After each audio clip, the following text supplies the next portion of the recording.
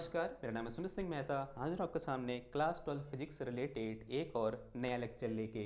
आज का हमारा है लेक्चर नंबर 19 और आज के इस लेक्चर का हमारा टॉपिक क्या रहने वाला है? हमारा टॉपिक है एप्लीकेशन ऑफ गॉस लॉ। और इसके एप्लीकेशन में भी आज हम पहले एप्लीकेशन के बारे में डिस्कस करने जा रहे हैं और जिस एप्लीकेशन का नाम क्या है?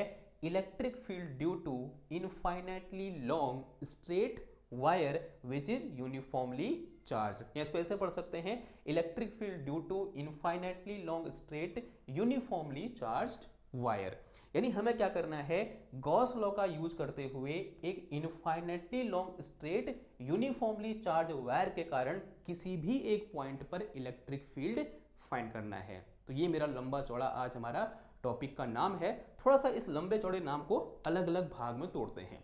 सबसे पहले क्या लिखा है? इलेक्ट्रिक फील्ड, यानी हमें क्या करना है? इलेक्ट्रिक फील्ड फाइंड करना है। और एप्लीकेशन ऑफ गॉस लॉ है, यानी हमें गॉस लॉ का यूज करना है।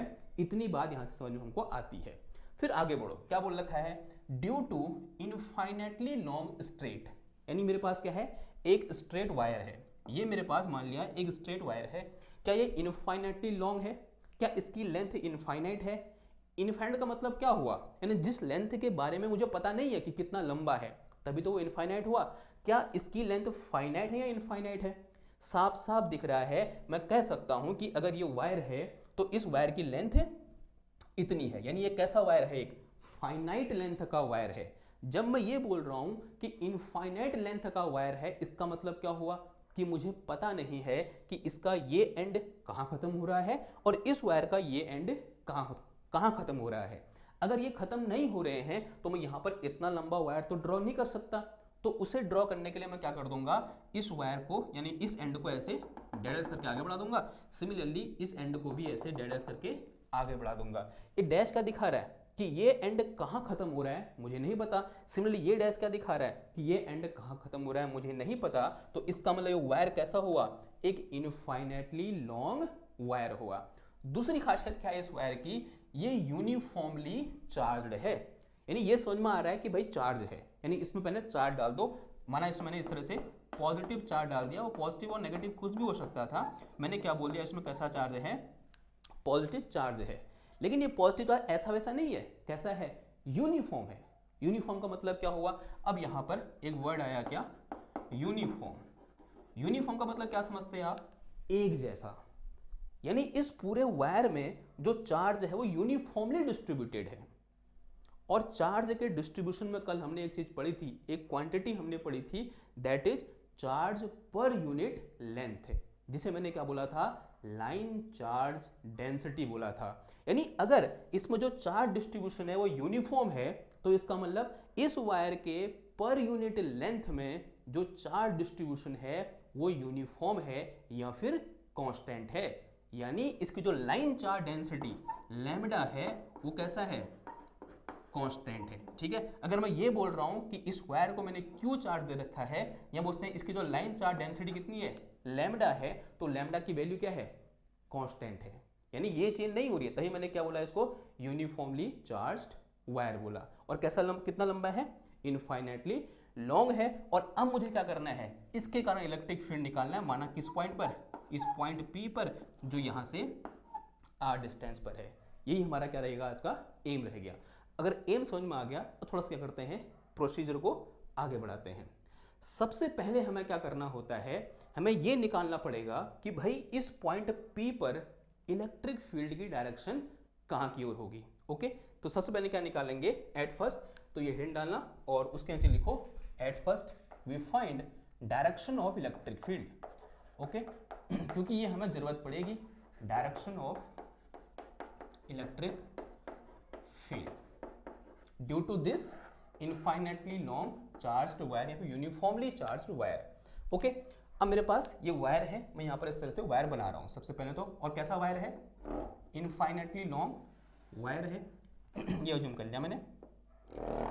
और इसमें कैसा चार्ज है? पॉजिटिव चार्ज है, यूं करके। और अज्यूम करो ये एक पॉइंट है यहाँ पर, लेट अस से this point is O।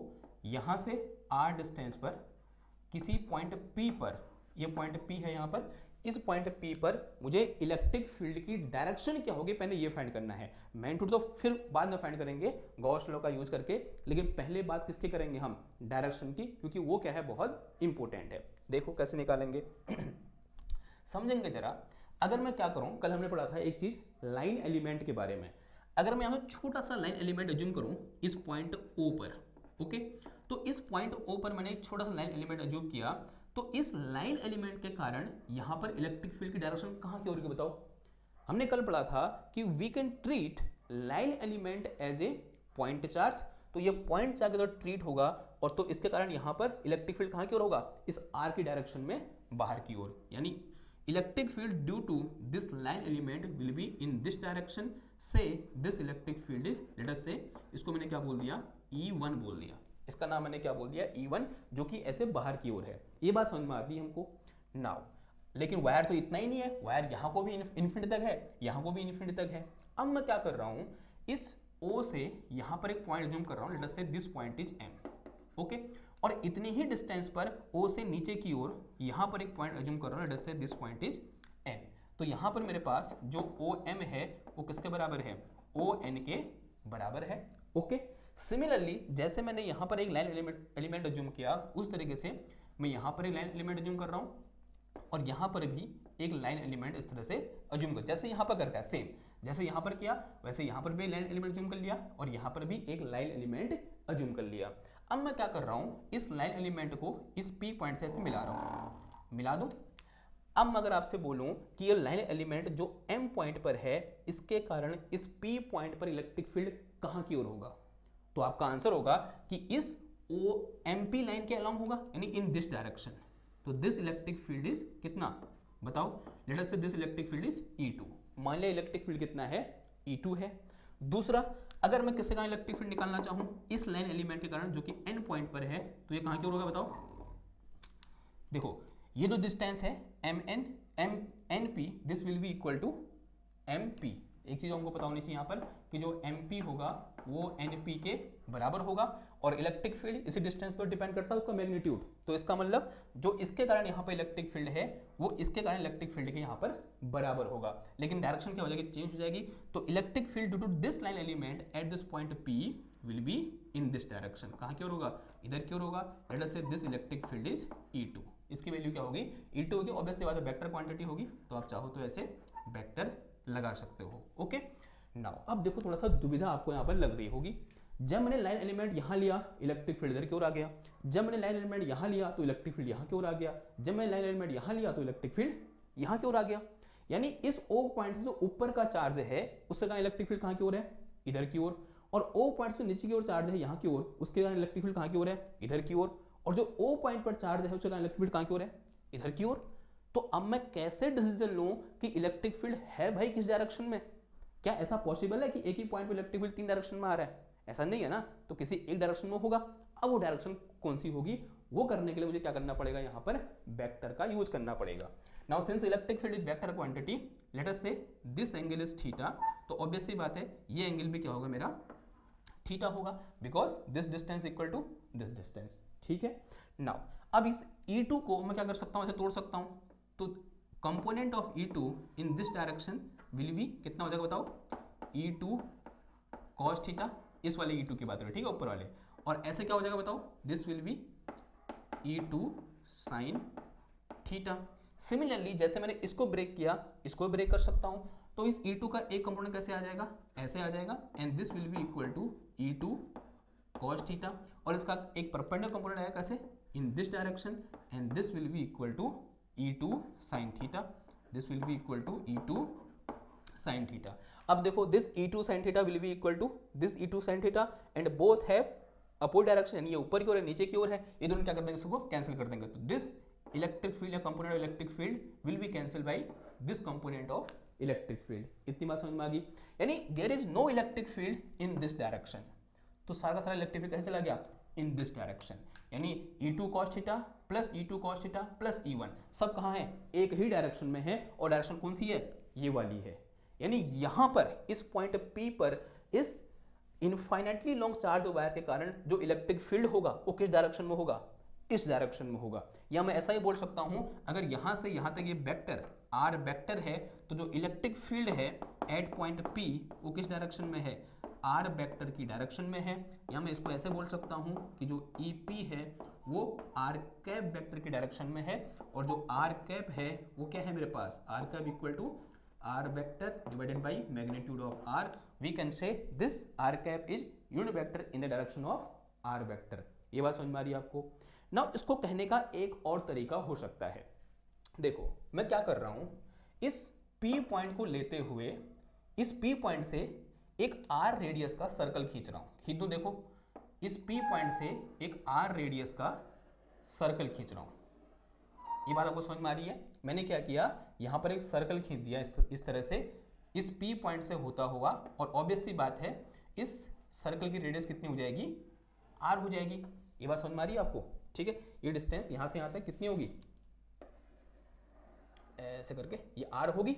Okay, now अब जरा समझना ध्यान से, अगर मैं इस P पॉइंट को यहां लेकर यहां लेता, कहां पर, यहां पर, तो सेम चीज में यहां पर भी करता। ये डिस्टेंस यहां से यहां तक कितनी है, R है। सेम चीज में यहां पर भी करता जो मैंने यहां पर करी, और यहां भी इलेक्ट्रिक फील्ड कैसे निकल के आता, ऐसे निकल के आता। अगर मैं ये P पॉइंट यहां ले लेता तब भी तो वही बात होती, तो तब भी इलेक्ट्रिक फील्ड कहां के निकल के आता, ऐसे निकल के और आता, मतलब इस तरह से बाहर क्यों निकल के आता, यूं इस लाइन के अलोंग ऐसे बाहर की ओर। और अगर मैं यहां लेता P पॉइंट को, अगर मैं P पॉइंट को यहां पर लेता, तो बताओ इलेक्ट्रिक फील्ड कहां की ओर निकल के आता, इधर की ओर निकल के आता। ये बात समझ में आ रही है आपको, थोड़ा बहुत फील आ रहा कुछ, ओके। यानी इस पूरे सर्कल के सर्कमफ्रेंस में मैं किसी भी पॉइंट पर लूं तो इलेक्ट्रिक फील्ड कहां की ओर है, रेडियस से बाहर की ओर है। यानी जिस डायरेक्शन में रेडियस है उस डायरेक्शन में से बाहर की ओर है। तो ऐसा भी बोल सकते हैं कि electric field due to infinitely long straight wire is radially outward. और वो कब, जब एक ऐसा चार्ज हो, पॉजिटिवली चार्ज हो। तो जो direction of electric field, direction of electric field is radially outward, radially outward. वो भी कब, when our charge positively charge wire कैसा होगा, पॉजिटिवली चार्ज होगा। अगर वायर नेगेटिवली चार्ज होगा तो ऑब्वियसली डायरेक्शन क्या हो जाएगी, चेंज हो जाएगी, ठीक है। तो और रेडियली इनवर्ड कब होगा, radially inward when wire is negatively charge, जो चार्ज होगा कैसा होगा, अगर हमसे नेगेटिव चार्ज होता तो इलेक्ट्रिक फील्ड कैसा होता, रेडियली इनवर्ड होता। तो ये बात बहुत इंपॉर्टेंट है, आपको ध्यान रखनी है कि भाई कि अगर मेरे पास इस तरह से एक इनफाइनाइटली लॉन्ग चार्ज वायर है तो direction of electric field is radial. किस डायरेक्शन में होगा, रेडियल डायरेक्शन में होगा। अगर आपको इतनी बात समझ में आ गई, ये पूरा डिस्कशन आपको समझ में आया, तो आप क्या करते हैं, डायरेक्शन निकल गई, आप करते हैं किसकी बात, मैग्नीट्यूड की बात। अब इन डालो क्या, मैग्नीट्यूड ऑफ इलेक्ट्रिक फील्ड। पहले क्या निकाली हमने, डायरेक्शन। अब किसकी बात करेंगे हम, मैग्नीट्यूड ऑफ इलेक्ट्रिक फील्ड। और किसका यूज करेंगे, गॉस लॉ का यूज करेंगे, ठीक है। तो करो फटाफट, क्या दिक्कत है। Now magnitude of electric field, magnitude of electric field. देखो भाई, अगेन अज्यूम कर लो कि मेरे पास क्या है, एक इनफाइनाइटली लॉन्ग चार्ज वायर है। तो इस तरह से हम अज्यूम कर लेंगे, यूं करके, और फिर ऐसे, ये ओके। तो इसमें ऐसे पॉजिटिव चार्ज डाल दो, ओके। याद रखना है थिन वायर है, बहुत पतला वायर है, तो मैं ऐसे दिखा रहा हूं, ओके। तो this is my thin wire which is uniformly charged, और ये पॉइंट O बोल दो। इस पॉइंट O से R डिस्टेंस पर किसी पॉइंट P पर, ये वो पॉइंट P है, इस P पॉइंट पर मुझे क्या करना है, इलेक्ट्रिक फील्ड की इंटेंसिटी निकालनी है। डायरेक्शन बदल गई, डायरेक्शन कैसे होगी, रेडियली आउटवर्ड। नाउ अब क्या निकालना है, मैग्नीट्यूड। देखो पहला स्टेप क्या रहेगा, हमें क्या करना है, गॉस लॉ लगाना है। अब गॉस लॉ लगाने के लिए पहला स्टेप क्या रहता है कि हमें यहां पर एक गॉसियन सरफेस चूज करनी पड़ेगी, या बोलते हैं एक क्लोज सरफेस चूज करनी पड़ेगी। अब हमने ये पढ़ा था कि भाई क्लोज सरफेस तो कैसी भी हो सकती है, वो किसी भी शेप की हो सकती है, किसी भी साइज की हो सकती है। तो हम कैसे लेंगे यहाँ पर गॉसियन सरफेस बताओ, और किस तरह से लेंगे ये भी बहुत इंपॉर्टेंट है। मैंने पर्सनल लेक्चर में आपसे डिस्कस किया था जब हम क्या पढ़ रहे थे आपका, हम जब गॉस लॉ पढ़ रहे थे तो वहां पर सिलेक्शन ऑफ गॉसियन सरफेस पर एक टॉपिक आया था, और मैंने ये बोला था कि हम गॉसियन सरफेस को सिलेक्ट करेंगे डिपेंडिंग अपॉन गिवन सिमेट्री। अगर सिमेट्री स्फेरिकल होगी तो हमारा गॉसियन सरफेस भी स्फेरिकल होगा, और अगर सिमेट्री सिलेंड्रिकल होगी तो हमारा गॉसियन सरफेस भी सिलेंड्रिकल होगा। तो आपको इसको देखकर बताना है कि यहां पर कैसी सिमेट्री है। साफ साफ दिख रहा है सिलेंड्रिकल सिमेट्री है, यानी ये वायर एक सिलेंडर का तो रूप है, पतला वाला रूप है नहीं है, यानी कैसी सिमेट्री है, सिलेंड्रिकल सिमेट्री है। ये बात समझ में आ रही है आपको? अगर इतनी बात समझ में आ रही है तो गॉसियन सरफेस कैसा होगा, सिलेंड्रिकल होगा। दूसरी इंपॉर्टेंट चीज, गॉसियन सरफेस किसी भी शेप का हो सकता है, तो हम किसी भी शेप का गॉसियन सरफेस यहां बना दें? नहीं, हम गॉसियन सरफेस को इस तरह से ड्रॉ करेंगे, मेरे हर एक शब्द पर ध्यान देना। हम गॉसियन सरफेस को इस तरह से ड्रॉ करेंगे कि हमारा गॉसियन सरफेस इस P पॉइंट से पास करे, जो सरफेस है किसका, सिलेंडर का, वो इस P पॉइंट से पास करे, और ये जो मेरे पास वायर है ये उस गॉसियन सरफेस के, जो सिलेंड्रिकल गॉसियन सरफेस है उसके एक्सेस के अलोंग हो। ये बहुत इंपॉर्टेंट चीज है, अगर ऐसा नहीं होगा ना तो फिर कोई फायदा नहीं होगा। तो पहली चीज तो क्या है कि ये P पॉइंट कहां होना चाहिए, उस सिलेंड्रिकल गॉसियन सरफेस की सरफेस पर होना चाहिए। दूसरा इंपॉर्टेंट पॉइंट क्या है कि ये जो मेरे पास चार्ज वायर है, इनफाइनेटली लॉन्ग वायर है, ये उस सिलेंडर के एक्सेस से पास करना चाहिए। तो गॉसियन सरफेस कैसा हो जाएगा, कुछ ऐसा हो जाएगा। तो यहां से ऐसे ड्रॉ कर लो यूं, और यहां से उतनी डिस्टेंस पर इधर आ जाएगा, बिकॉज ये एक्सेस है उसकी, तो ये उतनी डिस्टेंस पर इधर आ गया, और ये ओके। तो this is our Gaussian surface, ये हमारी क्या है, गॉसियन सरफेस है, और ये क्या है, एक्सेस ऑफ गॉसियन सरफेस, और ये कौन सा वाला, ये कर्व सरफेस है, और ये ऊपर के दो क्या है, फ्लैट सरफेस है। तो ये दो क्या है मेरे पास, इस तरह से फ्लैट सरफेस, और ये और ये कौन सा सरफेस है, ये वाला, ये कर्व सरफेस है। ये बात समझ में आ रही है आपको? ओके। और ये जो पॉइंट P है वो कहाँ रखा हुआ है, उस कर्व सरफेस पर किसी एक पॉइंट पर है। ओके, तो इस तरह से हमने क्या किया, यहाँ पर गॉसियन सरफेस को ड्रॉ किया। क्लियर बात? नाउ अब हमको एक फॉर्मूला पता है, तो हमें क्या क्या निकालना है, flux passing through this Gaussian surface. अगर मैं फ्लक्स का फॉर्मूला लिखूं तो फाई इक्वल टू क्या होता है, इंटीग्रेशन E डॉट dA होता है, नहीं होता, हमने पढ़ा हुआ है। ठीक है, नाउ अब हमें क्या करना है, ये फ्लक्स की वैल्यू निकालनी है। अब एक बार गौर से इसको देखो, यहां पर कितनी सरफेस आपको दिख रही है, 3 सरफेस है यहां पर। कौन कौन सी, एक ये वाली, एक ये वाली, एक ये वाली। इसे मैं बोल रहा हूं सरफेस 1, इसे मैं बोलता हूं, इसको थोड़ा सा डार्क बना दो ताकि विजुअलाइजेशन अच्छा हो जाए। सिमिलरली इसको इसे डार्क बना दो, ये ठीक। This is my surface 1, this is my surface 2 and this curve surface, let us say this is my surface 3. okay, now अगर मैं surface 1 की बात करूं तो surface 1 में जो एरिया वेक्टर होगा कहां की ओर होगा, in this direction. okay, अगर मैं यहां पर छोटा सा एरिया एलिमेंट लेता हूं इस तरह से, तो कहां की ओर होगा, ऐसे बाहर की ओर। let us say this is DA1 vector. Okay, जो कहां की ओर है, ऐसे अपवर्ड डायरेक्शन में। देखो क्यों हुआ अपवर्ड डायरेक्शन में, अगेन ये सैंड का बॉक्स बड़ा काम आ रहा है हमारा। देखो ये वाला ऊपर वाली बात कर, ये सरफेस 1 है, ये सरफेस 2 है, ये सरफेस 3 है। ठीक है, इस सरफेस 1 में अगर मैं एरिया वेक्टर लूंगा, and area vector is always perpendicular to the surface, यानी कैसे होगा, ऐसे होगा। ठीक है, ये बात समझ में आई? तो this is my area vector in this direction. Now अगर मैं इस पॉइंट पे इलेक्ट्रिक फील्ड निकालूंगा तो हमने पढ़ा है कि electric field is radially outward, यानी इस पॉइंट पे इलेक्ट्रिक फील्ड कहां की ओर होगा, इधर की ओर। तो लेट अस से this electric field is E1, और यहाँ पे इलेक्ट्रिक फील्ड और एरिया वेक्टर के बीच का एंगल कितना है, theta equal to 90 degree. Okay, now अब इस फॉर्मूले का यूज करो, अगर थीटा इक्वल टू 90 है तो EDA cos 90 आ जाएगा। देखो अगर मैं ये निकालूं, flux passing through this surface 1 phi 1 will be equal to क्या हो जाएगा बताओ, this will be equal to E integration E dot DA होगा, और this will be equal to integration EDA cos 90, EDA cos 90, और cos 90 कितना होता है, 0 होता है, तो ये 0 यानी इंटीग्रेशन के अंदर 0, तो पूरा कितना हो जाएगा 0, यानी फाई 1 इक्वल टू 0, यानी इससे निकलने वाला फ्लक्स कितना हो जाएगा, 0 हो जाएगा भाई।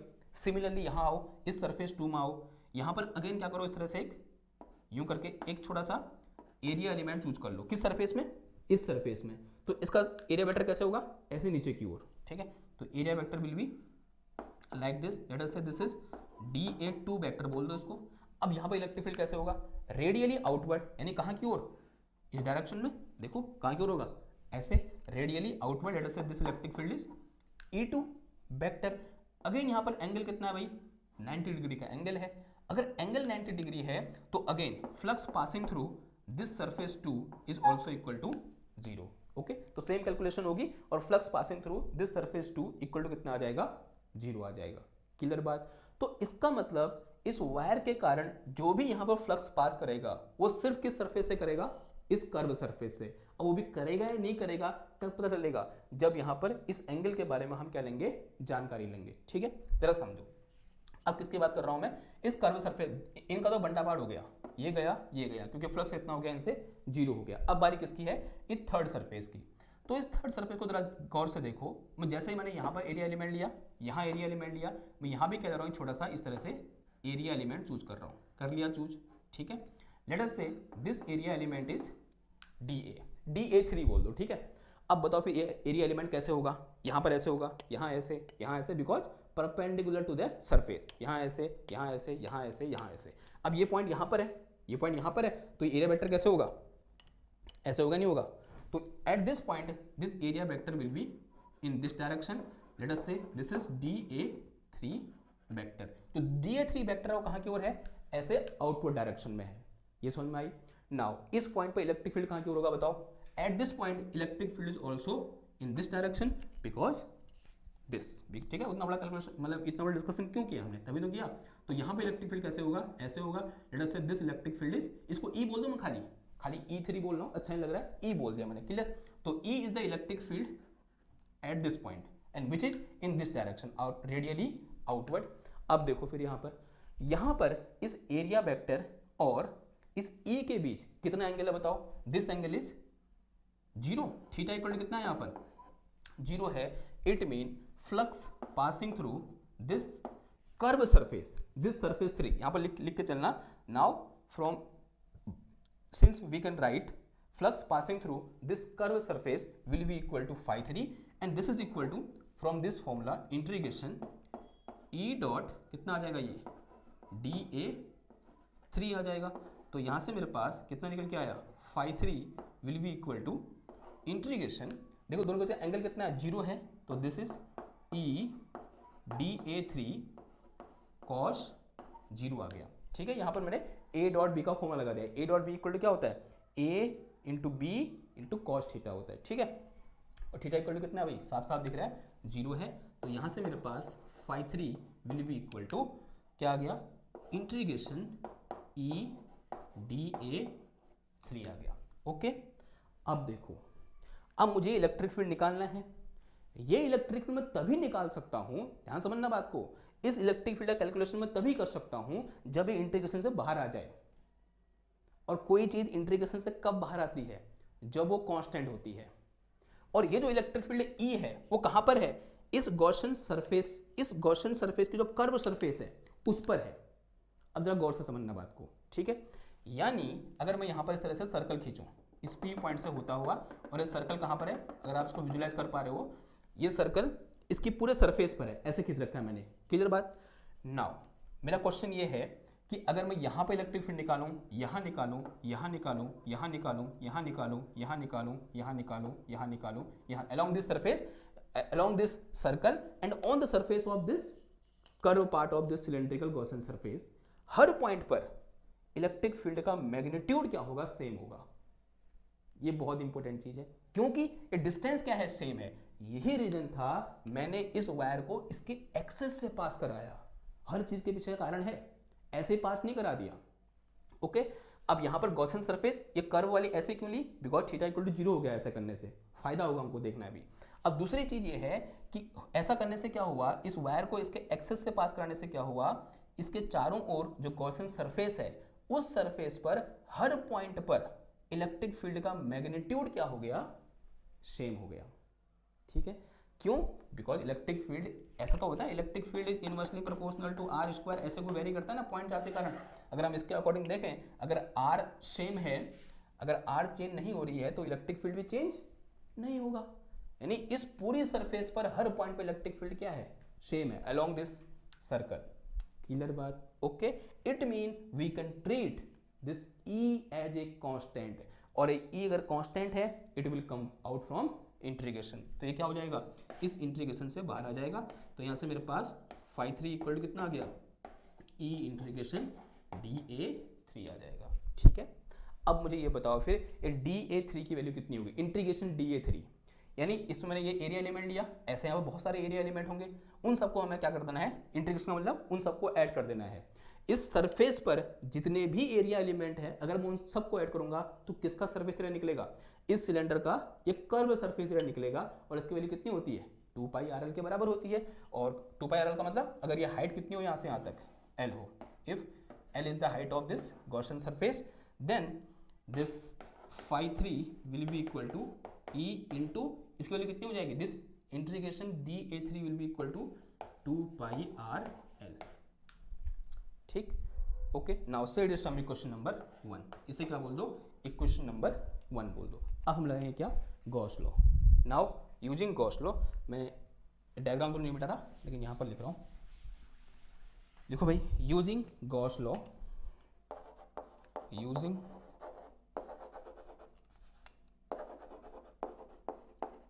गॉस लॉ, क्या होता है Gauss law, since from Gauss law we all know that phi is equal to Q enclosed divided by epsilon naught, ये तो गॉस लॉ है हमारे पास, है या नहीं है।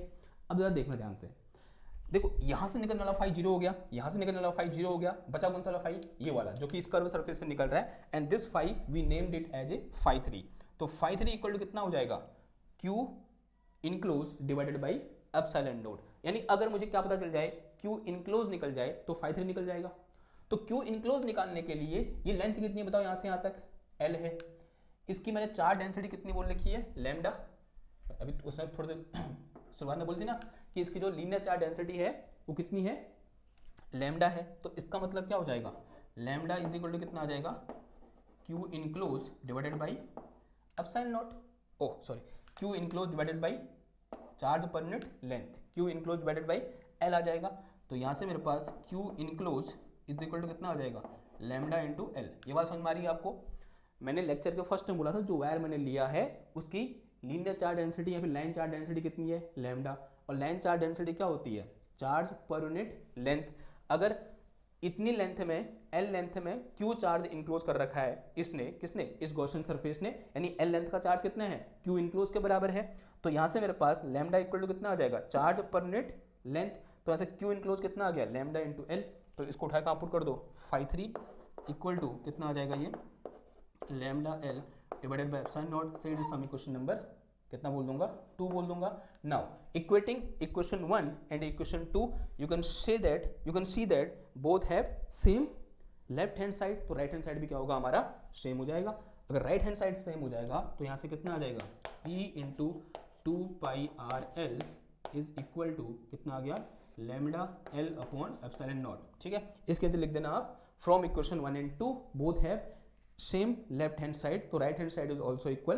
तो यहाँ से इसका राइट हैंड साइड क्या है, E इंटू 4πl, 4πl नहीं 2πl इक्वल टू कितना, इसका राइट हैंड साइड क्या है, lambda L upon epsilon naught. ठीक, देखो कुछ चीज़ें कैंसिल हो रही हैं, इस L से ये L कैंसिल हो जाएगा, तो यहाँ से मेरे पास E निकल के आ गया, electric field is equal to ये मेरे पास lambda divided by 2πr epsilon naught. ठीक है, तो this is electric field due to infinitely long charged wire. और किसका यूज किया हमने, गॉस लॉ का यूज किया। ये क्या होगा इसका मैग्नीट्यूड, ये क्या होगा इसकी डायरेक्शन, यानी complete solution for electric field due to infinitely long charged wire. अब थोड़ा सा अच्छे फॉर्म में लिख दो, E इक्वल टू कितना आ जाएगा, देखो इसको मैं 1/2π एप्सिलॉन नॉट लिख सकता हूँ, और इनटू कितना आ गया, ये लैम्डा अपॉन r आ गया। ठीक, और थोड़ा सा इसको और हम अगर इसकी क्वांटिटी को डायरेक्ट लिखना चाहते हो, क्या होता है हमारे पास 1/4π एप्सिलॉन की वैल्यू पता होती है, तो 2 से मल्टीप्लाई 2 से डिवाइड कर दो, तो इसको क्या करो 2 से मल्टीप्लाई 2 से डिवाइड, तो यहाँ से मेरे पास E इक्वल टू कितना निकल के आ जाएगा, 1/2 दूना 4 आ जाएगा, ये 4π एप्सिलॉन नॉट 2 से मल्टीप्लाई भी कर दो, कितना आ जाएगा 2 लैम्डा अपॉन r। तो this is formula of electric field due to infinitely long charge wire. और अगर फॉर्मूला आएगा तो अब इसकी जरूरत है नहीं, इसको मिटा दूं मैं इसको मिटा रहा हूं, ठीक। तो विथ डायरेक्शन कैसे लिख दूंगा, E will be equal to 1/4 pi epsilon naught, this is 2 lambda upon r, और यहाँ कितना आ जाएगा r cap is unit vector in radial direction, ठीक है। तो दिस इज वेक्टर फॉर्म। कैसे होगा ऐसे, रेडियली आउटवर्ड। क्यों, इतना बड़ा जो पहले हमने किया था उसके अकॉर्डिंग हमने डायरेक्शन लिखी, और मैग्नीट्यूड हमने कहाँ से फाइंड किया, गॉस लॉ के हेल्प से फाइंड किया। क्लियर बात, ओके।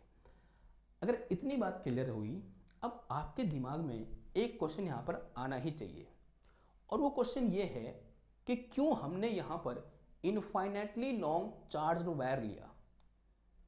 आंसर बड़ा सिंपल है कि Gauss law is valid every time, चाहे किसी भी टाइप का चार्ज डिस्ट्रीब्यूशन हमारे पास हो, गॉस लॉ हमेशा वैलिड करता है, लेकिन it is not useful every time. So Gauss law is useful in case of infinitely long charged wire, but it is not useful in case of finite length का जो charge wire होता है उस case में वो use नहीं आता है। That's why we cannot find electric field due to a finite length charge wire by using Gauss law। अब ऐसा क्यों होता है, एक बार इसको डिस्कस कर लेते हैं, बहुत इंपॉर्टेंट डिस्कशन है, ठीक है। तो ऐसे लिख के चलेंगे, assumption of infinitely long charge wire, why it is necessary, ये बता दूं मैं, ठीक है। तो हिंट डालने इस तरह से, assumption of infinitely long charge wire is very very important.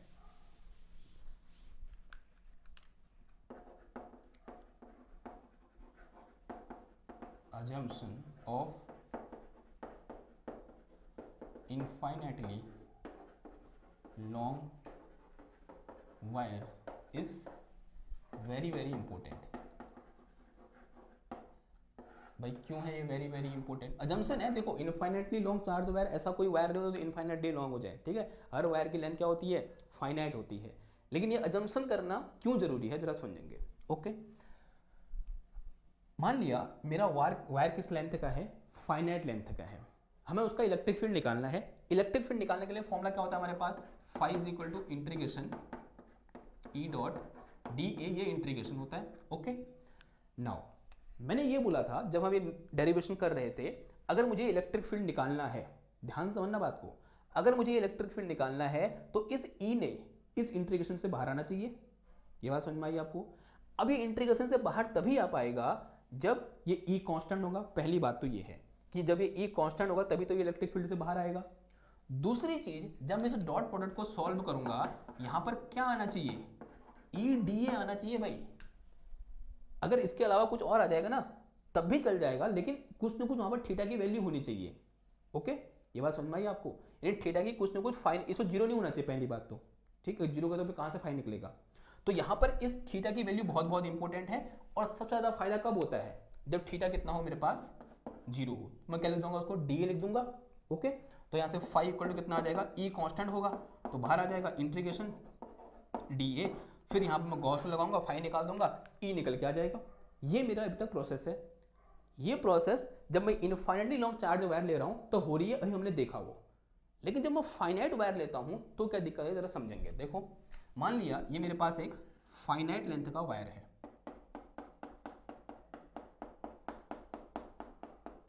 Okay. ये अब मैंने मान लिया मुझे इस पॉइंट पर, ये पॉइंट P है, यहां पर मुझे इलेक्ट्रिक फील्ड फाइंड करना है। क्या करूंगा, इससे होता हुआ इस तरह से एक गॉसियन सरफेस खींच दूंगा, यूं करके खींच दिया भाई गॉसियन सरफेस मैंने खींच दिया, बहुत अच्छी बात है। अब देखो, अब जरा समझो इसके कारण इलेक्ट्रिक फील्ड यहाँ पर कैसे होगा, ऐसे होगा, बिकॉज इलेक्ट्रिक फील्ड लाइन ऐसे बाहर निकलेंगी, इसकी ऐसे बाहर निकलेंगी, इसके ऐसे बाहर निकलेंगी, इसके ऐसे बाहर निकलेंगी, इसकी ऐसे ऐसे ऐसे, फिर यहाँ ऐसे निकलेंगी। यानी जो इलेक्ट्रिक फील्ड है, अभी तक तो मुझे लग रहा है कि भाई जो एंगल है यहाँ पर इलेक्ट्रिक फील्ड और एरिया वेक्टर के बीच कितना है, जीरो है। ये अच्छा तभी लगता है जब वायर इनफाइनाइटली लॉन्ग हो, लेकिन फाइनाइट है, मुझे पता है इस वायर का एंड ये है, इस वायर का एंड ये है। अब इस एंड को थोड़ा जूम करो, ये जो एंड है ना इसका, ये वाला, इसको जूम करो देखो क्या मिलेगा। आप इसे ऊपर से वायर की जो एंड होती है उसकी फोटो लो, उसको जूम करो, आपको ये वायर पहले तो ऐसा मोटा हुआ दिखेगा, ऐसा मोटा हो जाएगा, ये वायर को जूम करने के बाद है, ठीक है। जो मेरे पास थिन वायर है उसको मैंने जूम किया तो ये वायर आपको ऐसा दिखेगा, पहली बात तो, ओके। दूसरी बात, यहां आपको कैसे दिखेगा, ऊपर से ये दिखेगा ऊपर का क्रॉस सेक्शन, यहां भी क्या होगा, इस तरह चार्ज डिस्ट्रीब्यूटेड होगा, होगा नहीं होगा, आंसर आज ही होगा। देखो अगर मैं इस चार्ज के कारण बात करूं तो ऑब्वियसली बात है इलेक्ट्रिक फील्ड ऐसे ही होगा, फिर ऐसे ही होगा, फिर ऐसे होगा, फिर यहाँ ऐसे, फिर यहाँ ऐसे, रेडियली आउटवर्ड होगा। लेकिन जैसे मैं कहां पहुंचूंगा, एंड पॉइंट पर पहुंचूंगा, तो एंड पॉइंट पर इलेक्ट्रिक फील्ड कैसे बन जाएगा, ऐसे आ जाएगा भाई। तो एंड पॉइंट का इलेक्ट्रिक फील्ड लाइन कैसे निकलेंगी, ऐसे तो निकलेंगी, बिकॉज पॉजिटिव चार्ज है, बाहर की ओर ऐसे निकल नहीं होंगे यूं करके, ऐसा होगा नहीं होगा, ये बात समझ में आ रही है। अब ऐसा करके देखो, यहाँ पे इलेक्ट्रिक फील्ड है, ऐसे बाहर निकलेंगी यूं करके, ओके, यहाँ से ऐसे बाहर निकलेंगी, यहाँ से ऐसे बाहर निकलेंगी, यहाँ से ऐसे बाहर निकल जाएंगी, ऐसे कैसे, ऐसे बाहर निकल जाएंगी, यहाँ से ऐसे बाहर निकल जाएंगी, यहाँ से ऐसे बाहर निकल जाएंगी, ठीक है। देखो जब तक ऐसा बिहेवियर था मेरे इलेक्ट्रिक फील्ड का तब तक कोई समस्या नहीं थी, बिकॉज एंगल जीरो आ रहा था, सच से इसको बाहर निकाल देता मैं। लेकिन जब ये चीज हुई ना, देखो यहाँ पे इलेक्ट्रिक फील्ड कैसे हो गया, ऐसे हुआ, और यहाँ पे एरिया वेक्टर कैसे हो गया, ऐसे हो गया। Now this theta is not equal to zero, इस थीटा की कुछ वैल्यू है, कितनी वैल्यू है मुझे नहीं पता भाई, मैं आपसे नापूंगा थोड़ा, वहां पर मैं नाप भी नहीं सकता, because we can draw any number of electric field and from any charge distribution. तो यहाँ पर जो थीटा है उसकी वैल्यू मुझे पता नहीं है, थीटा की वैल्यू के बारे में तभी मैं श्योर हो पाता हूँ, या तो वो कितना हो, 0 डिग्री हो, या फिर वो 90 डिग्री हो। अगर 90 और थीटा के बीच में कुछ, 90 और 0 के बीच में कुछ और वैल्यू आ रही है थीटा की, वो क्या है, 30 है, 40 है, 50 है, मुझे नहीं पता। अगर मुझे नहीं पता तो ये डॉट प्रोडक्ट सॉल्व नहीं हो पाएगा, पहली बात तो, ठीक है। अगर ये डॉट प्रोडक्ट सॉल्व नहीं हो पाएगा, मैं कैसे इसको बाहर ले आऊंगा, पहली बात तो ये है। अब दूसरी समस्या कहाँ थी बता आपको, इस केस में क्या था, इसके अलोंग हर पॉइंट पे इलेक्ट्रिक फील्ड क्या था, कांस्टेंट था, ठीक है ना। अब इस पॉइंट पे क्या हुआ, ये लेंथ बढ़ गई, देखो अगर मैं यहाँ पे इलेक्ट्रिक फील्ड की बात करूं और यहाँ इलेक्ट्रिक फील्ड की बात करूं, दोनों क्या है, अलग अलग है। तो अब ये लेंथ बढ़ गई तो ऑब्वियसली बात है यहाँ पे इलेक्ट्रिक फील्ड का मैग्नीट्यूड भी क्या हो गया, बढ़ गया। Now in this case at end point we can not treat our electric field as a constant, यहाँ ट्रीट कर सकता हूं मैं, इस पॉइंट पर ट्रीट कर सकता हूं कि इस पॉइंट पर, इस पॉइंट पर, इस पॉइंट पर, इस पॉइंट पर, इस पॉइंट पर, इस पॉइंट पर, इस पॉइंट पर, यहाँ पर हर जगह इलेक्ट्रिक फील्ड क्या है, सेम है, मैं इंटीग्रेशन से बाहर लूंगा। लेकिन जब मैं कहाँ जाता हूँ, वायर के एंड पॉइंट पर जाता हूँ, अब दिक्कत आ गई भाई, यहाँ पर इलेक्ट्रिक फील्ड यहाँ पर और यहाँ पर सेम नहीं है, अलग अलग है, because this distance is different, this distance is different, okay, clear बात। So we can not take it out from this integration sign, clear. तो this is very very important, अगर इसको बाहर नहीं निकल सकता इलेक्ट्रिक फील्ड निकालूंगा कैसे, अगर इलेक्ट्रिक फील्ड ऐसे बाहर नहीं निकल सकता तो मैं गॉस लॉ लगा के इलेक्ट्रिक फील्ड की intensity due to this finite length के वायर से निकाल नहीं सकता। अब क्वेश्चन ये आता है, क्या यहाँ पर गॉस लॉ फेल हो गया, नहीं, गॉस लॉ एप्लीकेबल है, Gauss law is valid every time for any type of charge distribution, but it is not useful, वो यूजफुल है ही नहीं, हम उसको लगाएंगे फंस जाएंगे, कुछ कर ही नहीं पाएंगे, क्लियर है इतनी बात। तो this is a very very important discussion जो हमने इस लेक्चर के एंड में किया है, और यहाँ से आपसे क्वेश्चन पूछा जा सकता है वाइबा में, क्यों हम इनफाइनाइटली लॉन्ग वायर की बात करते हैं, फाइनाइट लॉन्ग का, जो अगर फाइनाइट लेंथ का वायर है तो फिर क्या दिक्कत है बताओ, दिक्कत क्या है, ये दिक्कत है कि हम एंड पॉइंट पर दिक्कत हो जाती है, बीच में तो बढ़िया है, लेकिन जब एंड पॉइंट पर जाते हैं वायर के हम, तब वहां पर हमें दिक्कत आ जाती है, क्यों, इलेक्ट्रिक फील्ड लाइन से कर्व के रूप में बाहर निकलती, अगर ऐसे बाहर निकलती तो कोई दिक्कत नहीं थी, ठीक, ओके। अब इनफाइनाइटली लॉन्ग वायर की बात करें उसको तो एंड क्या है पता ही नहीं है, ठीक है, हम कितना ही लंबा वहां पर गॉसियन सरफेस बना दें, मतलब कितने ही लेंथ का हम सिलेंडर गॉसियन सरफेस बना दें, वो एंड पॉइंट तक कहीं पहुंच ही नहीं पाएगा, ओके। अब आप कहोगे कि भाई इनफाइनाइटली लॉन्ग वायर तो होता ही नहीं है, तो ये सब कैलकुलेशन क्यों, देखो ये कैलकुलेशन करने से ये फायदा हुआ, अगर मैं आपसे ये बोलूं कि you have a very very long wire, so you can assume that your very very long wire as a infinitely long wire, and you can use this formula, कौन सा वाला formula, this formula for this very very long wire, and you will get approximate result, and approximately very close result to the practical value, यानी इतना approximation हम ले सकते हैं कि मेरे पास का एक very very very long wire है, और उस very very long wire को हमने क्या कर दिया, किसके इक्विवेलेंट ट्रीट करा दिया, एक इनफाइनेटली लॉन्ग वायर के इक्विवेलेंट ट्रीट कराया, और ये फॉर्मूला यूज कर लिया जो कि हमने किसके लिए कैलकुलेट किया है, इनफाइनेटली लॉन्ग वायर के लिए कैलकुलेट किया है। तो this is a very very important thing you have to understand, clear बात, ओके। आई होप आपके कॉन्सेप्ट क्लियर हो रहे होंगे और आपको कुछ नया सीखने में मज़ा आ रहा होगा। मज़ा आना चाहिए यार इंसान को ये नई नई चीज़ें सीखने में, ठीक है। कभी कभी होता है क्या ना यार, हमको लगता है कि ये तो पूछेगा नहीं कोई हमसे, सीधे डेरिवेशन याद कर लेते हैं, दे आएंगे पास हो जाएंगे। नहीं, ऐसा ये मेंटेलिटी नहीं होनी चाहिए। हमारी सोच हमेशा सीखने में होनी चाहिए। हमें सीखना चाहिए कि भाई अंदर घुस घुस के पढ़ना चाहिए, उसको चीर फाड़ कर देनी चाहिए चीज़ों की, कि कहाँ से मैं क्या निकल जाएगा, कहाँ से क्या हो जाएगा, कैसे क्या हो जाएगा, ठीक है। तो ये आपको देखने को मिलेगा इस चैनल में, मैं तो ऐसे ही पढ़ाता हूँ। क्लियर बात। अगर आपको लगता है तो इस लेक्चर को एंड करते हैं, ठीक है। तो फिर अगर आपको लगता है कि ये लेक्चर आपके लिए हेल्पफुल है और आपको सहायता करता है तो इसको लाइक करो, शेयर करो, अपने दोस्तों के साथ बांटो इसको, ठीक। और इस तरीके से हमारा चैनल ग्रो करेगा। आई होप आपको आज का लेक्चर पसंद आया होगा। मैं मिलता हूँ आपसे नेक्स्ट क्लास में एक और नए टॉपिक के साथ। तब के लिए थैंक यू, धन्यवाद, बाय बाय।